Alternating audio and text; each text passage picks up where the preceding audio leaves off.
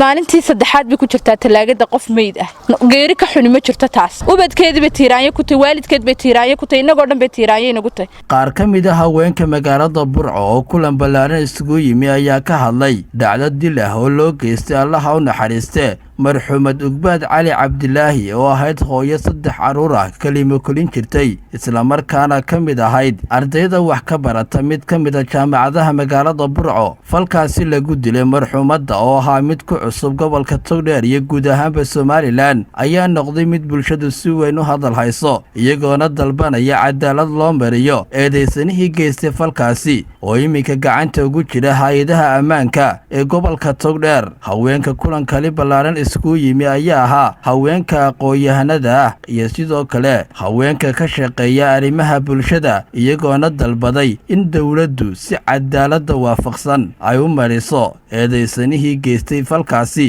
iyagoona sidoo kale ugu baaqay dawladda in ay arintaasi ka hortagto sidii aanay u dhici lahayn falal noocan oo kale ah oo haweenka lagu waxyeeleynayo hooyo kasta markii ay maqashay dhibaatada dhacday waxa ay dareentay mid waliba marka laga yimaado Ugbaad iyo dhacdada gurigeeda ay dareen iyo inanteeda ayay mid waliba dareentay kufsigu in badan buu qayb ka ahaa magaaladan Burco uu ka jira marka waxaan leenahay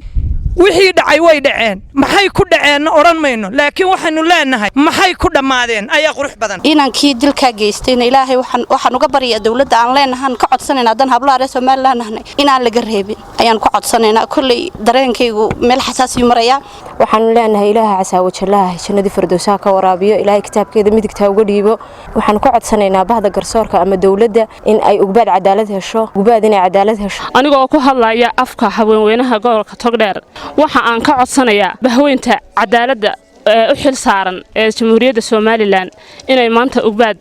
arrinkeeda ay cadaalad waafajiyaan ayaan ka codsan lahaa hadii maanta ay cadaalad seegto Ugbaad arrinkeedu waxa ay nagu furaysaa dhaba halaq waxa galabtay suukan keenay halkan isugu nimi waxa weeyaan inay kow tacsiyadayna hablaha reerka tacsiyadayno oo tacsi inagu hablaha isku duuban dirno talabaadna inaynu maaragtay sharciga meesha ay khuseysay codkan la gaarsiiyo oo qofka dambigaasi geystay sharciga la waafajiyo oo sida shariicada islaamku ay farayso la waafajiyo dardaarankan soo jeedinaya waxa weeyaan guri kasta oo reer Somaliland iyo guri kasta oo Soomaaliyeed way taabatay dhacdadani waana markii koobaad reer Somaliland ay ka dhacdo kufsi iyo dil ah haddii aan maanta loo qurgoynin oo maanta loogu quuskoynin u malayn maayo inay si gur walba oo nabad ku ahaanayo rag wayna la dhasheen waynu la dhalanay wayna qabaan waynu dhalnay sharcigiiba inoo fadhiyaan kuwa lacagta naga qaadanayay magta doonayaan waa iyaga oo ilaahay waxaan ka rajaynayaa inuu xaq garansiiyo waa inay halka oo ahaa cadaaladu ay ka martaa oo isagana waajibaadkiisa shariicada islaamka la mariyo ummadda islaam hablaha Soomaaliland oo dhan waxaan ka tacsiyeynaya inanta hablihii ay jaamacadda la dhigaysanay baan ka tacsiyeynaya tacsi tiiraanyada baanu tiraynaa aadna waanu uga murugaysanahay